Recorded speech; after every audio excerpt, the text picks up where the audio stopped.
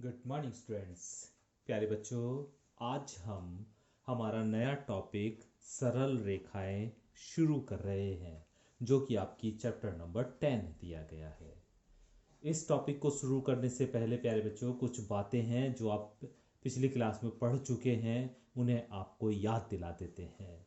जैसे दो बिंदु, पहला बिंदु x1 y1 और दूसरा बिंदु x2 y2 है, और इन दोनों बिंदुओं के बीच की अगर आपको दूरी निकालनी है तो इन दोनों के बीच की दूरी होती थी √x1 - x2 का whole square plus y1 - y2 का होल स्क्वायर। या इस फॉर्मूले को हम लिख सकते हैं x2 - x1 का whole square plus y2 - y1 का होल स्क्वायर। किसी भी तरह से आप लिख सकते हैं, दोनों ही तरह से आपका ये फॉर्मूला ठीक होता है। दूसरी बात आपने पढ़ी थी कि दो बिंदु x1 और y1, x2 y2 को मिलाने वाले रेखाखंड को एक बिंदु P है जो m और n के अनुपात में अंतः विभाजित कर रहा है। तो उस बिंदु P के निर्देशांक, तो बिंदु P के निर्देशांक जो होते थे वो क्या थे? m गुणा x2 प्लस n गुणा x1 upon m plus n, comma m गुणा y2 प्लस n गुणा y1 upon m plus n। अगर बाह्य विभाजन होता था तो यहाँ पर प्लस की जगह माइनस का चिन्ह आ जाता था, और बिंदु के निर्देशांक जो हो जाते थे जब बाह्य विभाजन होता था। यह है अंतः विभाजन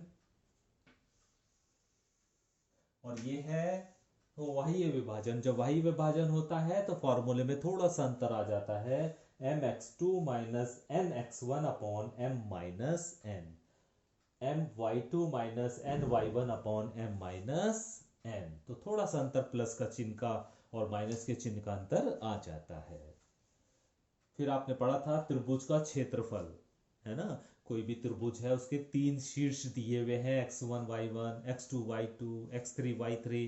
तो उसका क्षेत्रफल कैसे निकालते थे? तो त्रिभुज का क्षेत्रफल होता है 1/2 x1 y2 minus y3 plus x2 y3 minus y1 plus x3 y1 minus y2। तो ये प्यारे बच्चों पुरानी बात है जो मैंने आपको याद दिलाई है, और मुझे उम्मीद है कि ये बातें आपको याद होंगी, है ना? इनमें से कुछ बातों का हम इस चैप्टर में इस्तेमाल करेंगे और कुछ नई बातें हम इसमें से सीखेंगे। एक्सरसाइज 10.1 स्टार्ट कर रहे हैं प्यारे बच्चों हम, और एक्सरसाइज 10.1 में आपका फर्स्ट क्वेश्चन दिया गया है कि चतुर्भुज के शीर्ष दिए गए हैं, चतुर्भुज के शीर्ष, और ये कहा है इन्होंने कार्तीय तल में, कार्तीय तल में। इसका मतलब ये है प्यारे बच्चों कि आपको ये डायमेंशन बनानी होगी जिसमें x अक्ष y अक्ष दिखाना होगा, है ना? जिसमें आपको चतुर्भुज के चार शीर्ष आपको दिए गए हैं, इस चतुर्भुज का क्षेत्रफल निकालना है। तो देखिए, इन शीर्षों को प्यारे बच्चों यहाँ पर अंदाजे से आपको रखना होगा, नाप तोल के रखने की जरूरत नहीं है, आप अंदाजे से रख सकते हैं। जैसे पहला पॉइंट है -4 और 5। -4 का मतलब है एक्स अक्ष पर होगा ये बिंदु, और ये बिंदु वाई अक्ष पे होता है। ये तो पता होगा आपको कि कोई भी बिंदु में ये पहला पॉइंट एक्स अक्ष पर होता है और ये दूसरा पॉइंट वाई अक्ष पर होता है। तो x माइनस में है अगर ये, तो x डैश अक्ष पर, x की विपरीत दिशा में, तो इधर होगा ये -4 इधर, और 5 y में होगा, ऊपर को 5 चलेगा, तो यहां पर ये बिंदु पड़ेगा। तो -4 और 5 इस बिंदु का, यानी यहां से तो ये -4 और यहां से ऊपर को ये 5 है। ठीक है, किसी भी बिंदु को इसी तरह से हम दर्शाते हैं। दूसरा बिंदु है 0 और 7, मतलब x अक्ष पे तो कहीं जा नहीं रहा, 0 का मतलब यहां पर मूल बिंदु पर, और 7 का मतलब है y अक्ष पे जा रहा है, ऊपर y अक्ष पर प्लस की दिशा में, प्लस का मतलब ऊपर की तरफ, तो यहां 7 आ जाएगा। तो ये बिंदु हो जाएगा 0 और 7। इसी तरह तीसरा बिंदु है 5 और -5, अर्थात x की धन दिशा में 5 और y की ऋण दिशा में, यानी y डैश की दिशा में 5। तो x की 5 इधर और नीचे 5, तो ये बिंदु आ जाएगा 5 -5। इसी तरह -4 और -2, यानी ये भी और नीचे को, क्योंकि ये भी माइनस की दिशा, नहीं ये भी, ये y की माइनस की दिशा है, तो यहाँ पे -4 और यहाँ पे -2, तो ये बिंदु हो जाएगा -4 और -2। तो ये जो शेप बनेगा ना, जिसका मैंने नाम रख दिया ABCD, ये जो शेप बन गया प्यारे बच्चों, ये एक चतुर्भुज का बन गया। इस चतुर्भुज का क्षेत्रफल निकालना है। तो हमने तो त्रिभुज का क्षेत्रफल सीखा था, अभी भी मैंने आपको याद दिलाया था। तो क्या करेंगे, हम इस चतुर्भुज को दो त्रिभुजों में चेंज कर लेंगे।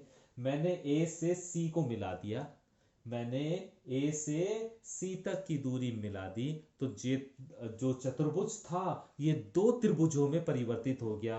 एक ये रहा ABC और एक त्रिभुज हो गया ACD, दो त्रिभुज बन गए हैं। अब इनके आप क्षेत्रफल निकाल लीजिए। तो सबसे पहले मैंने A, B और C का क्षेत्रफल निकाला है, फॉर्मूला भी आपको बताया गया था। अब यहाँ पर x1, x2, x3, तो पहला point x1, x2, x3, y1, y2, y3, चाहे तो इन्हें आप अलग से भी लिख सकते हैं कि x1 क्या है, x2 क्या है, x3 क्या है, y1, y2, y3 क्या है। देखिए एक बार फिर, x1, x2, x3, y1, y2 और y3, इनकी वैल्यू यहाँ पर रख दीजिए। रखने के बाद इसे हल कीजिए, हल करने के बाद आपको मिल जाएगा -29। लेकिन क्षेत्रफल याद रखिएगा माइनस में नहीं होता है, इसलिए त्रिभुज ABC का जो क्षेत्रफल है वो हम प्लस में ही डिनोट करेंगे। तो ये प्लस का 29 वर्ग इकाई आ जाएगा। ठीक है, अभी प्यारे बच्चों आगे का काम आप खुद करेंगे। अब आप त्रिभुज ACD का क्षेत्रफल खुद निकालेंगे। त्रिभुज AC और D का क्षेत्रफल आप खुद निकालेंगे। ठीक है, निकालने के बाद जो भी आ जाएगा, अभी क्या करना है, चतुर्भुज ABCD का क्षेत्रफल निकालना है। हमें चतुर्भुज ABCD का क्षेत्रफल निकालना है। तो क्या करेंगे, इन दोनों त्रिभुजों का जो क्षेत्रफल आप निकालेंगे उन्हें ऐड कर देंगे, अर्थात चतुर्भुज ABCD का जो क्षेत्रफल हो जाएगा वो बराबर हो जाएगा त्रिभुज ABC का क्षेत्रफल प्लस त्रिभुज ACD का क्षेत्रफल। तो इतना काम आप खुद भी कर सकते हैं, क्योंकि आपको त्रिभुज का क्षेत्रफल निकालना आ गया। दूसरे त्रिभुज का खुद निकाल लीजिएगा, दोनों को ऐड कर दीजिएगा, तो चतुर्भुज का क्षेत्रफल आ जाएगा।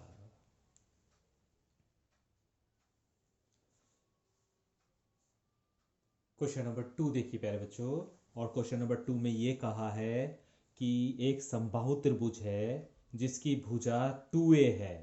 एक समबाहु त्रिभुज है जिसकी भुजा 2a है और जिसका आधार y अक्ष की तरफ है, यानी y अक्ष के अनुदिश है, और इस प्रकार है कि आधार का मध्य बिंदु मूल बिंदु पर है। तो त्रिभुज के शीर्ष ज्ञात कीजिए। तो देखिए प्यारे बच्चों, इस तरह का क्वेश्चन है हमारा। एक ये हमारी दिशाएं हैं, x अक्ष, y अक्ष, x डैश और y डैश, ये हमें बनाना है। बनाने के बाद हमें यहाँ पर एक समबाहु त्रिभुज बनाना है जिसका आधार, जिसकी लंबाई 2a है, वो y अक्ष के अनुदिश है, यानी ये त्रिभुज का आधार है प्यारे बच्चों 2a, इसकी लंबाई 2a है। और इन्होंने कहा है ये जो लंबाई 2a है ये मध्य बिंदु यानी मूल बिंदु पर आधी आधी हो जाती है, अर्थात इस लंबाई का जो मध्य बिंदु है वो मूल बिंदु पर है। अर्थात ये जो 2a है, a ऊपर है और a नीचे है। तो इस तरह का ये आधार है। एक भुजा हमने इस तरह बना दी 2a और एक इस तरह बना दी 2a। तो एक ये आपका ट्रायंगल बन गया प्यारे बच्चों, है ना, एक त्रिभुज बन गया जिसका आधार जो है वो y अक्ष के अनुदिश है और जिसकी लंबाई 2a है और जिसका मध्य बिंदु, इस 2a का जो मध्य बिंदु है वो मूल बिंदु पे है। अर्थात ये जो 2a लंबाई है ये दो भागों में विभाजित हो गई है, a ऊपर और a नीचे। ठीक है, ये आपकी लंबाई 2a है।